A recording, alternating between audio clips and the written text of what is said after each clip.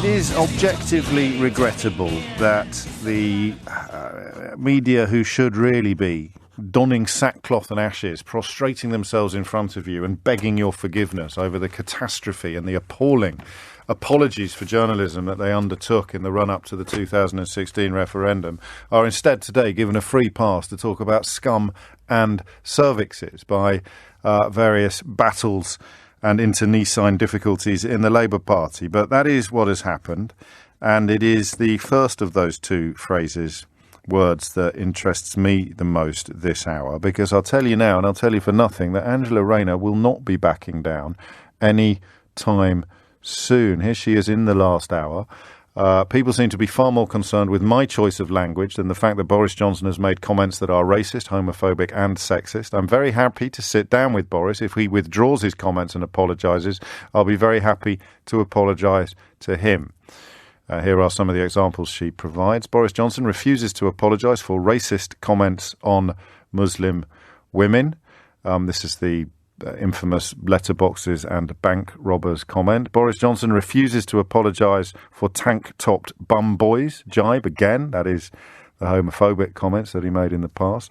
I defend my right to speak out. Boris Johnson refuses to apologise for Islamophobic and homophobic comments. This after a report found that the Prime Minister had been told he'd personally contributed to rampant racism in Britain. And Boris Johnson refuses to apologise for past sexist comments despite bid to end everyday sexism. That's Angela Rayner's response to some of the coverage today. He also, she goes on, called the children of single mothers ignorant and illegitimate. According to Boris Johnson, when I was a young single mum, I should have been pushed into destitution on a Victorian scale. So you can apologise for those comments as well, Prime Minister, says Angela Rayner this morning. And she provides a reference to the story in which the Tory leader said a way needed to be found to restore women's desire to be married. Johnson, of course, has at least one child with a woman he was never married to, and said it was feeble of a man to be unable to, quote, take control of his woman, end quote. Boris Johnson branded the children as single mothers, ill-raised, ignorant, aggressive and illegitimate in a magazine column. Right, number one, he wasn't Prime Minister when he said those things. I don't think he was even a politician.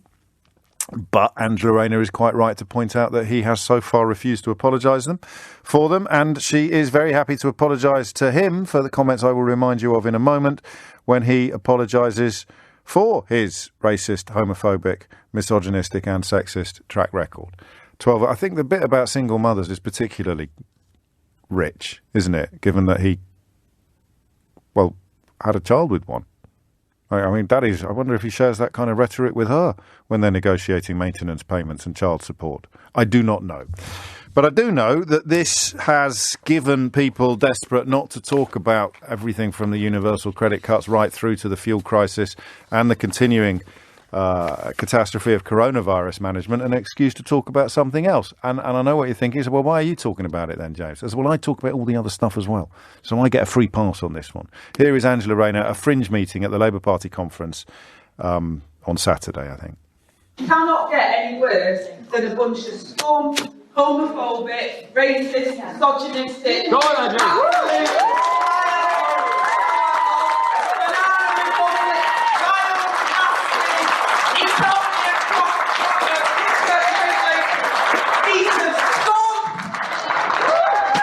And as I say, no prospect anytime soon of her withdrawing or holding back from those. Before we talk to Ben Kentish, who's in Brighton, I'm going to play you a little clip from my interview with Angela Rayner from last week. I think a week ago tomorrow, we sat down, had a proper chat. And I said to you on Friday that there is something close to unique about how unguarded and open she is. And, of course, that is a double-edged sword. It can be refreshing and it can be quite invigorating, but it also leaves the opportunity open, I think I said, for foot being put in mouth. Now, she doesn't think she has put her foot in her mouth, and for the moment I don't, although I once used the word scum myself on the radio many, many, many years ago with reference to a footballer, and I wouldn't do that now. It's a particularly loaded word, but the footballer that I was talking about doesn't have or didn't have. He'd come under attack from the mother of his children, coincidentally enough, but he doesn't have and didn't have a track record anything like the one that Angela Rayner has drawn attention to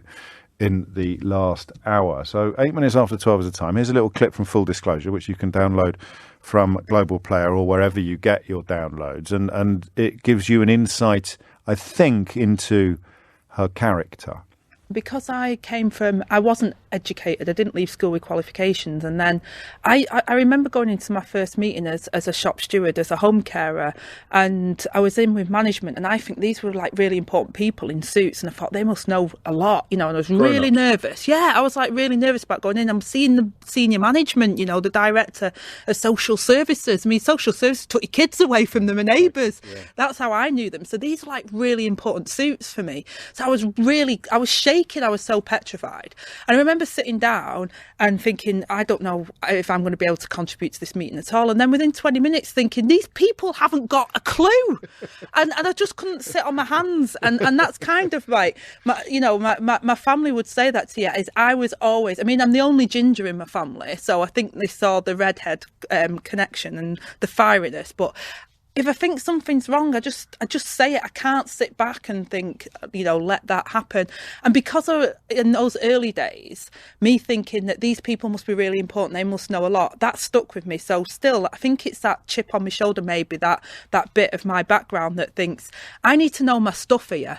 Right. Because these people are really important people. So if I don't know what I'm talking about, I'll be exposed as being inadequate. And it's that feeling of inadequacy as not quite good enough that spurs me to make sure that I do my homework on it, because I don't want to disappoint. I don't want to look bad. So it's know your stuff or know your place. And you refuse to know your place. I refuse to know my place because I'm the sort of person that if I think something's wrong, I think I have to say it. And I've always stood by my principles on that. Quite... what's the word? Not prescient, is it? But quite portentous in some ways, given the comments that I played you a moment ago. Ben Kentish, LBC's Westminster correspondent, is in Brighton for the Labour Party conference. Joins me on the line now. How big a brouhaha has this prompted, Ben? And how's it gone down? Not necessarily just on the conference floor, but with her fellow shadow cabinet members as well. James, shadow cabinet members are absolutely livid. Ones I was talking to yesterday afternoon, last night and this morning, very, very angry for two reasons, really. Firstly, they think this is very, very unhelpful to the task of winning back Conservative voters. The concern being, if the suggestion is that senior members of the Labour Party think Conservatives are scum, then what is that saying about the people who elected those, quote, scum? That's the concern. Keir Starmer's team have been very clear that he wants to use this conference to reach out, to win back the people that voted Tory in 2017, 2019, and they think that is unhelpful to that aim. But James, really the second reason I think is potentially the big one, and that is that they see this as a huge distraction, that they don't want the first day of Labour's conference, the week when you can guarantee that the party has the spotlight, has the opportunity to speak to the public, to be engulfed by an internal row about what the deputy leader has said. But that brings me on really to another point that a lot of people are making here, and that is, well, what are we meant to be discussing instead? And there's a feeling that the reason that the comments Angela Rayner made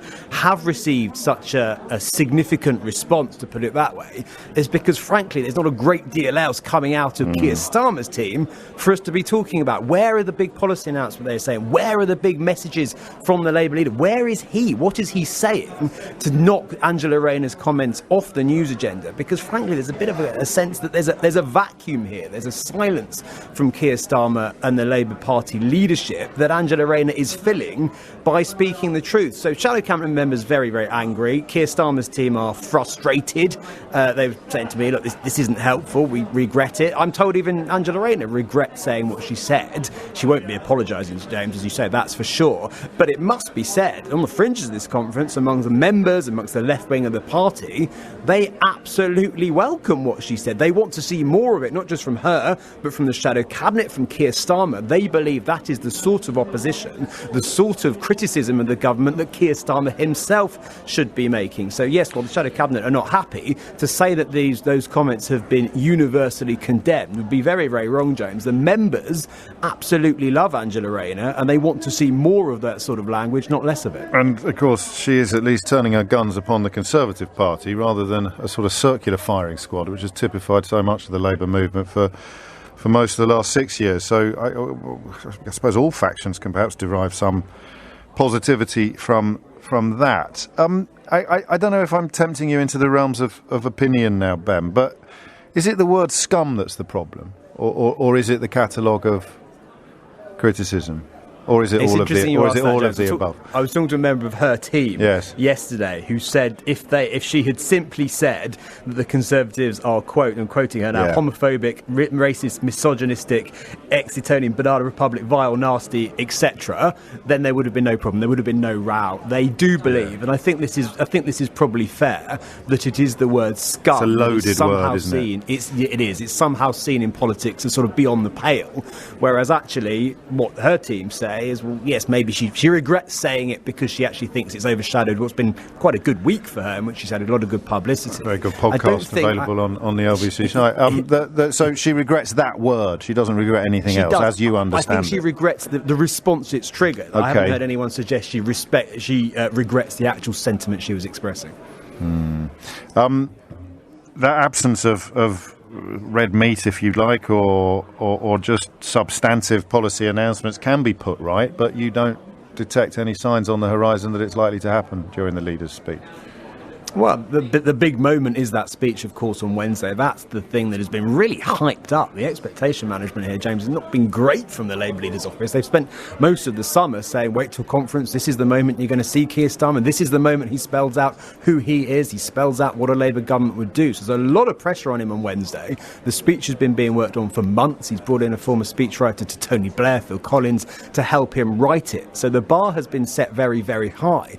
But with these things, James, the whole conference is not about the speech. What actually the former Labour leadership did quite well was make the most of every single day. They would have a big eye-catching policy announcement. They would have all sorts of big messages, controversial ones, not necessarily always the right ones, but there was always a big story coming out of the Labour leadership in a way that at the moment there's not. Keir Starmer seems very much relying on that speech. Maybe it will be so good and so effective that it will overshadow the rest of the conference for the right reasons, but it's putting a lot of pressure when he stands up on Wednesday.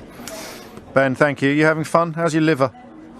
It's coping, James. Thanks. Hang in there, mate. We do appreciate really on day it. One. No, fair enough. 16 minutes after 12 is the time. So what do you think? That word, scum, is that the problem? Or is it a bunch of pearl clutching on the part of people who give a free pass to their own political favourites on almost every subject under the sun? Or have you got a subtler response? I mean, there are two constituencies of people that the Labour Party needs to attract if it's to have a chance of governing ever again. One is people who currently vote Conservative, and one is people who currently generally don't vote. And I would suggest that Keir Starmer's job is to get the first lot, and Angela Rayner's job is perhaps to get the second lot. I don't know, but I just want to know what you think, to be honest with you. I would agree, apparently, with Angela Rayner herself. The word scum is the problem here, but then you'll be familiar probably with Nye Bevan's description of the entire Conservative Party as being lower than vermin. I'll share that with you shortly. And if she just listed all of those criticisms, the racism, the misogyny, the homophobia, the sexism, I think she would have probably been all right. Apart from the kind of people who say something like, how can you call the Conservative government racist? Priti Patel is in it, and she's got brown skin, and she's also by far the vilest about refugees.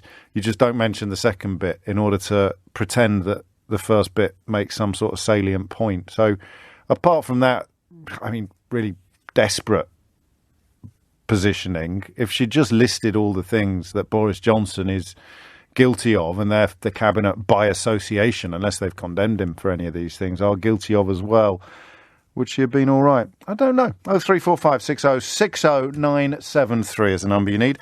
It's 12:17. You're also welcome to provide full-throated support for what she has said, of course, and to mourn the fact that politics, for all the calls for it to be kinder and gentler, that side of things always seems to be confined to one side of the House of Commons as opposed to the other.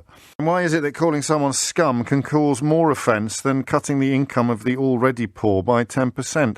It's a funny definition of profanity, whereby calling people scum is considered worse than calling working class people the worst idlers in the world. Yeah, and, we're a bit back to the panic buying question, aren't they? But as if by talking about it, even with an invitation to you to be supportive of Angela Rayner, are we actually making the situation worse and doing what, of course, all the people desperate not to talk? Well, no one can accuse me of that, of being desperate not to talk about all the calamities being visited upon the country by the current cabinet. I think if I could take anything to the bank, I can take that to the bank. So I think we get a free pass on this one, and I find it really interesting. Paul's in Beaconsfield. Paul, what do you reckon?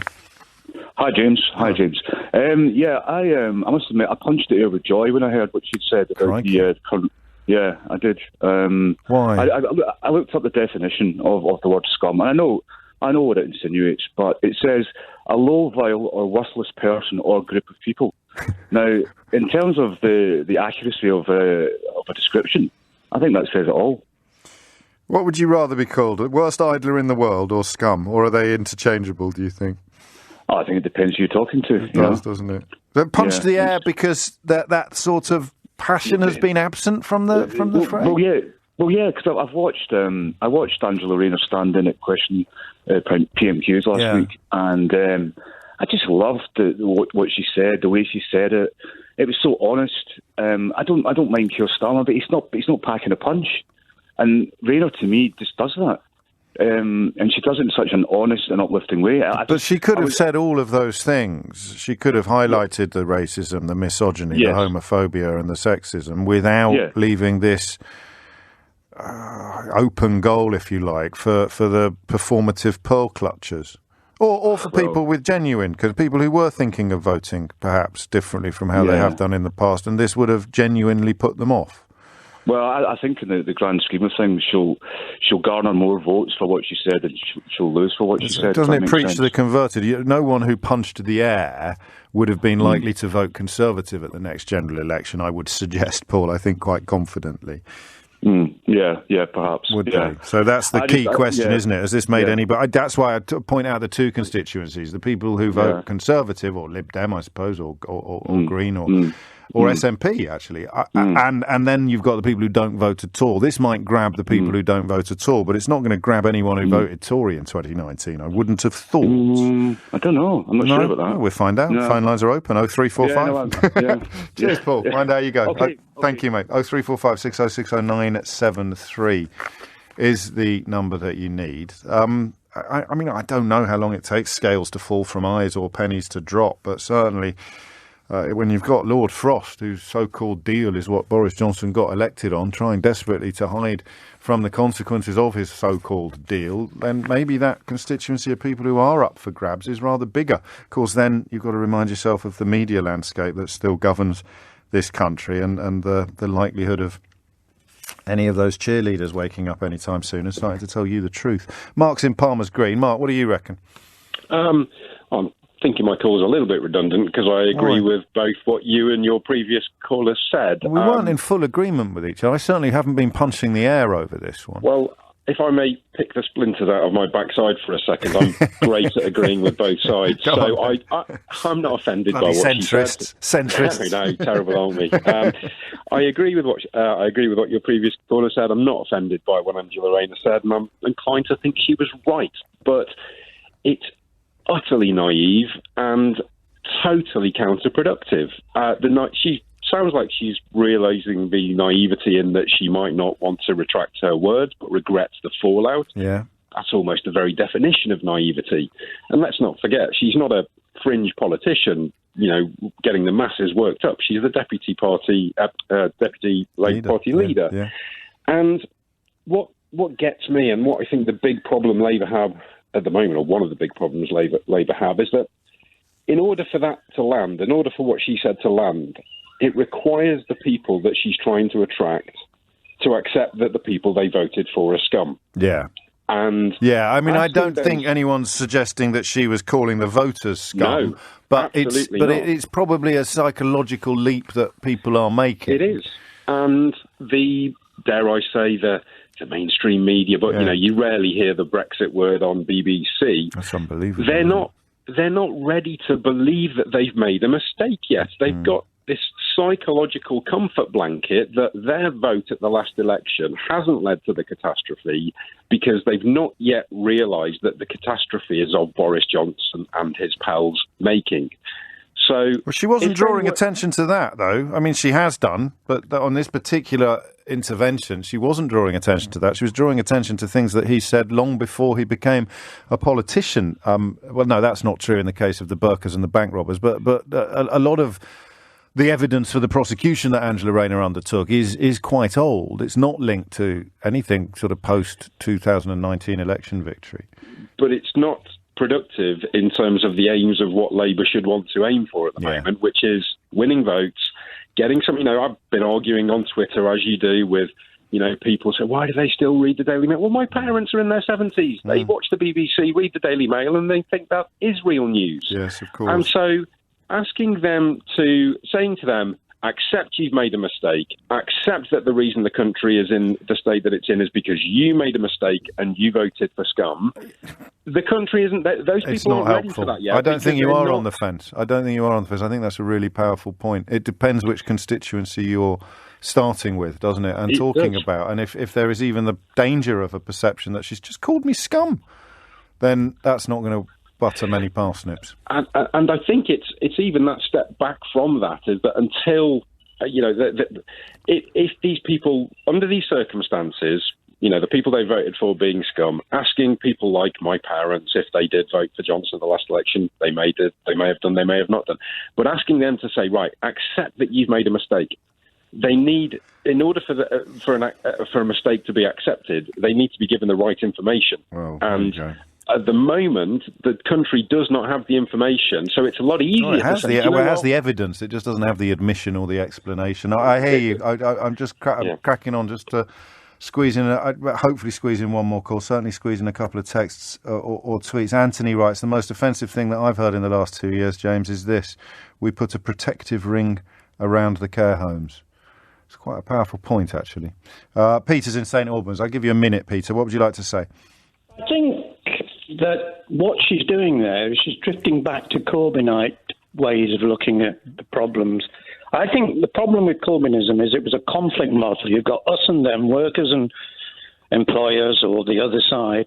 And what Labour have got to do is, like the SDP in Germany, very often in the other European countries where Social Democrats seem to be winning a great deal, you've got to appeal to all the people, to all groups. And Corbynism and that side of the Labour Party keeps drifting back to an old model. And you don't win all the groups. The reason Tony Blair and others won so wonderfully for 3 times, they didn't go for this divisive model. They appealed to all the groups. And so down here in the south, they won loads of seats like Watford, Stevenage, Harlow. All those seats, the whole of Essex is now Conservative. And what I'm trying to say then is that if Labour continues on this quite conflict model, they just will not get anywhere. I agree with what she's saying, but you just don't say it, not with the media. Don't say it out loud. A lot of people reminding me of the Conservative MP reported a lot less prominently to have suggested someone put a bomb in Annalise Dodds's office, for which, of course, he apologised. And Angela Rayner is refusing to apologise, and Boris Johnson is refusing to apologise for the things that Angela Rayner correctly reminded us he had said and written. But it's quite an odd. You never know, do you? This MP, I don't think I'd heard of him before, whereas she is deputy leader of the Labour Party. But I mean, it's an odd hierarchy of offence, isn't it, that we end up examining at times like this? But you're just talking about sensible, decent voters who just probably wouldn't ever use the word scum themselves and therefore don't expect to hear it used in a context that could be loosely applied to them.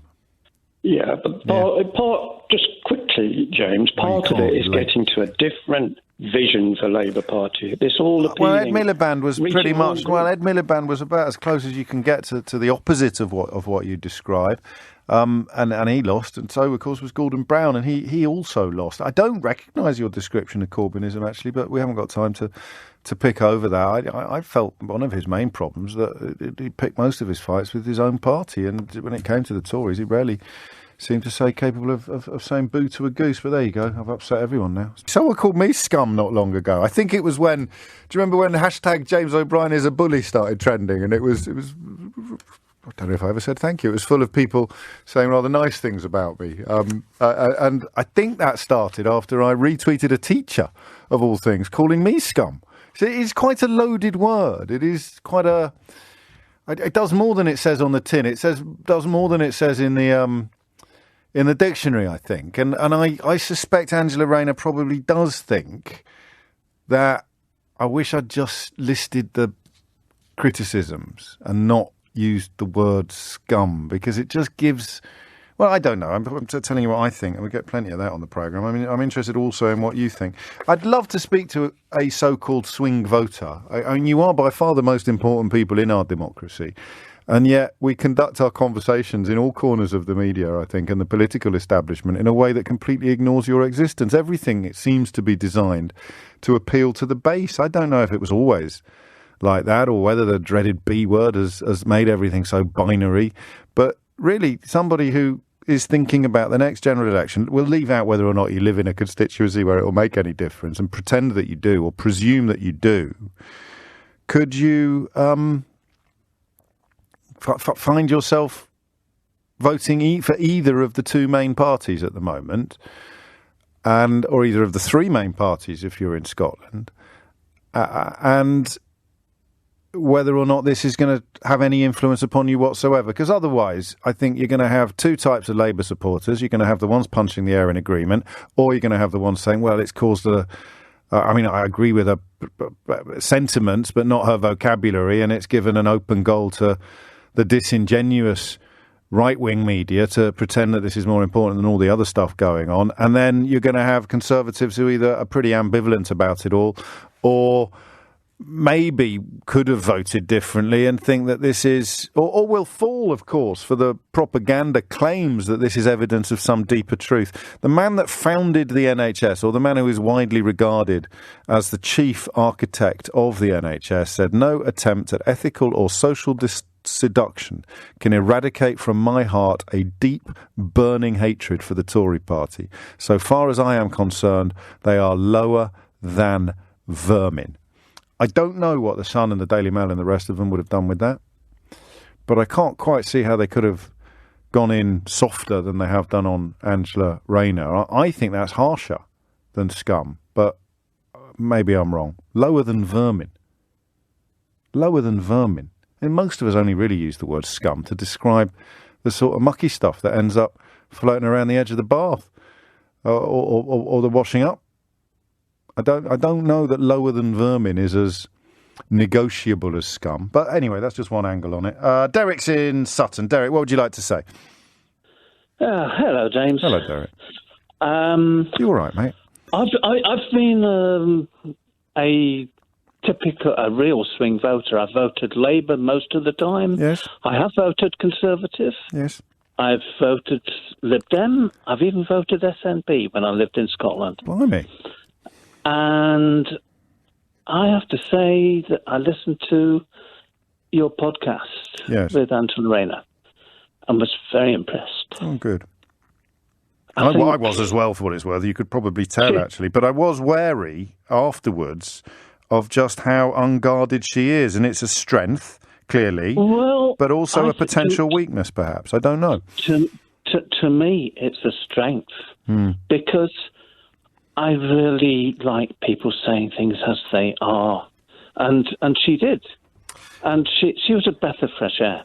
And when she said scum at the weekend, did you feel some of your newfound regard slipping away or staying the same? Not at all. No? Not at all. And if people want to be, we don't like this word, I mean, this is the kind of playing politics stuff. Let's say things as they are, you know, and that's what she feels. It's not a word you'd use. It's not a word you'd use in daily exchanges, is it? It depends. Okay. All right. Maybe I don't know why I'm reaching that conclusion. I mean, there were circumstances. I am a professional person. Yes. However, I did come from a council estate. I'm one of the people who the 11 Plus rescued.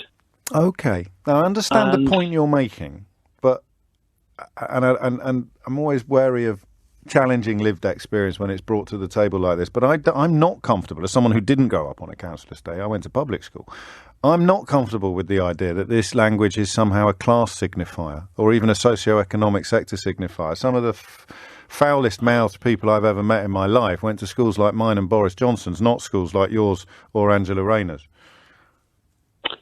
Yes, that's true. And maybe they just would choose the company in which they'd use that sort of language a bit more carefully. Perhaps I don't know. Yeah, but since that time, I have mixed with those sort of people, and I agree with you.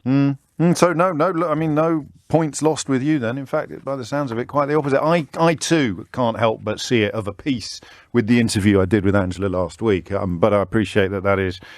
You know, it makes sense for me as a person who did the interview, and Derek as someone who's listened to it, perhaps to see them of a piece with each other or to see them in tandem with each other. But it may look a little different if this is the first real big week in which you've heard of Angela Rayner. You saw her at PMQs and you heard this at the weekend.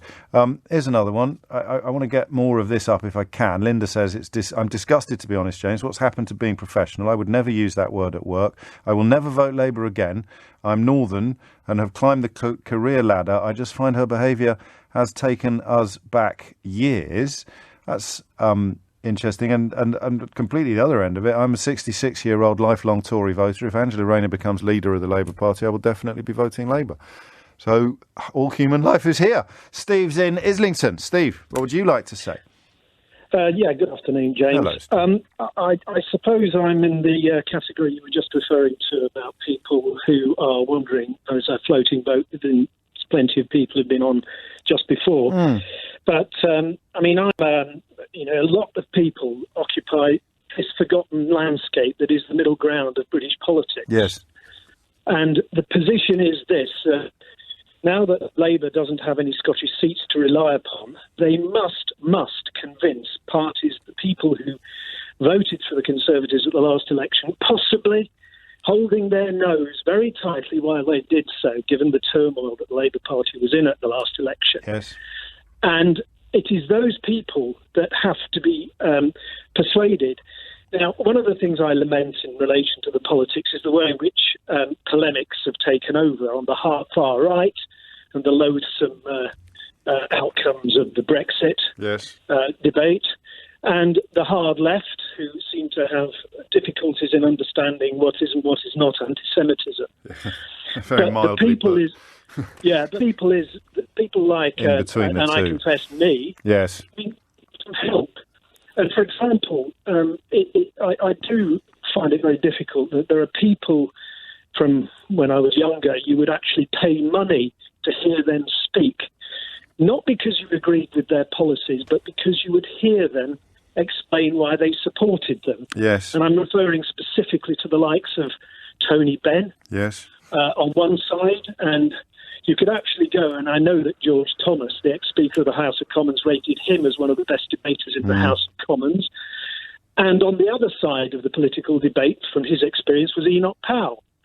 And the irony of the situation is that those two individuals represented different elements of politics, but actually got on a personal level because they enjoyed the concept of debate. Did that regard continue after the Rivers of Blood speech?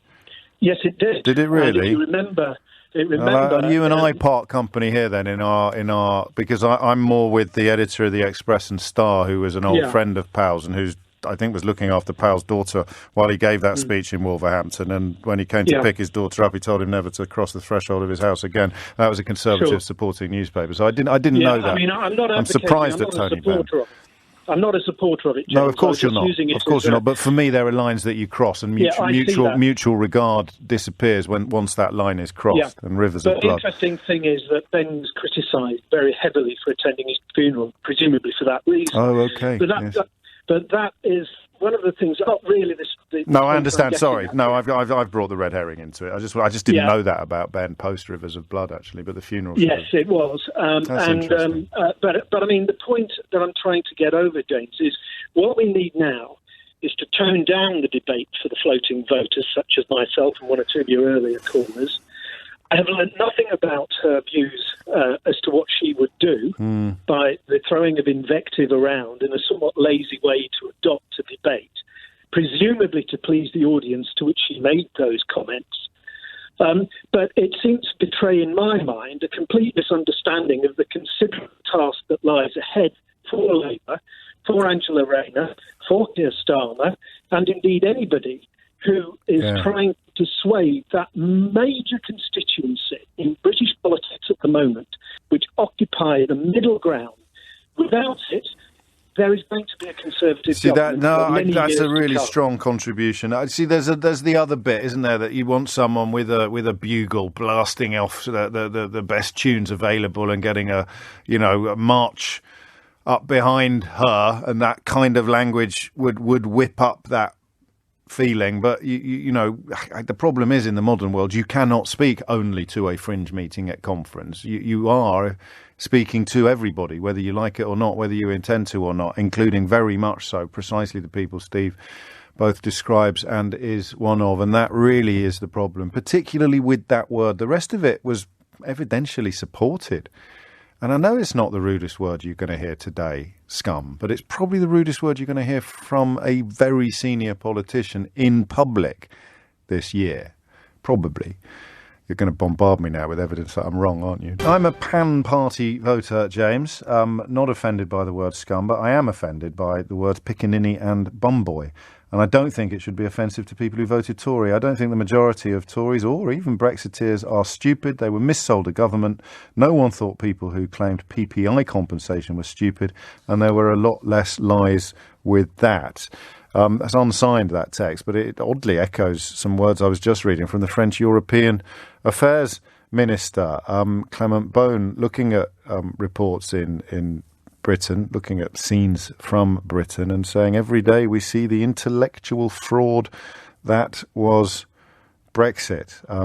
So far as I can tell, there aren't any other countries, however many driver shortages they may have at the moment, there aren't any other countries that are seeing petrol stations close or supermarket shelves stay empty. Although I want you to get in touch with me at any point, whether I'm on air or not, if you've got evidence of that actually happening. Back to Angela Rayner. There's a kind of quite a wide view held that this is unhelpful, but it's only unhelpful partly. This is the great challenge. I haven't got the answer to this. The great challenge is, I now, if I describe Angela Rayner, I say, well, you just know what all the lazy Brexity media are going to do with this. They're going to completely misrepresent it, pretend that it's absolutely awful, gloss over all the pickaninny, bumboy, bank robber comments, or they're just going to, and they're just going to go in. But should the Labour Party cut its cloth according to that ludicrous environment or not? I don't know. I'm a big believer in taking them on. But goodness knows how that would end. Rayner seems closer to my worldview, but I've got nothing in the game. I've got no flesh in the game. I'm on the radio. I turn off this microphone, go home. I always felt when the last leader was, or his supporters at least, were constantly whining about media bias, as if, having your dead dad called an enemy of the country by the Daily Mail, which is what happened to Ed Miliband, had never happened. I always thought if they really think the media is horribly biased, just get in there with your studs up and go after them. It would be harder now because the editor of the Daily Mail is a civilised and intelligent man who didn't think we should leave the European Union. But with the last man, who was none of those things, you go in with your studs up. Don't just sit there whining about it. Get into every studio. Call it out. Say the Sun does this, Murdoch does that. Problem is then, of course, I imagine it would go nuclear, but it'd still be worth seeing. You've got arguably nothing to lose. Gillian's in Edinburgh. Gillian, what would you like to say? Hi there. Hi, James. Hello. Thanks for putting me on. Very welcome. I just wanted to say, I'm a wee bit nervous, sorry. That's I just wanted to say, I understand from the perspective that, Angela Rayner saying something like scum could be seen as sort of lowering herself to a sort of conservative level. So I understand why someone would have an issue with that. But my point is that I think that the reason that people have responded to her in the way that she said that word was because she was angry.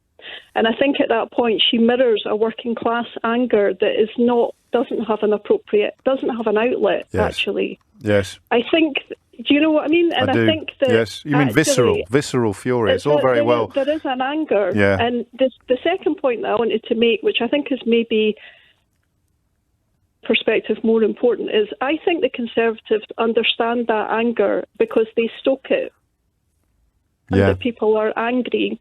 They know that there isn't the same, as you said, there isn't the same kind of trade union activism and outlet, and more importantly, articulation for that anger. Yes. So they stoke it and they create scapegoats.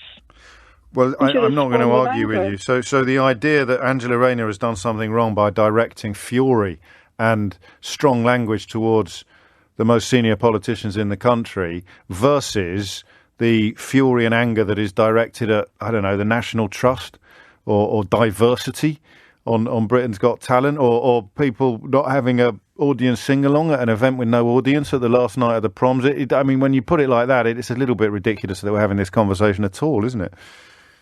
I mean, I'm not saying that, fury a strange thing, isn't it? Because it can be something that's very destructive. However, if it's channeled towards if it's channeled appropriately and honestly, which I think is what she did. Yeah, well, I mean, no one's accusing her of dishonesty, and as our earlier caller Paul said, he was punching the air, and my main reservations are based upon a sort of reverse-engineered.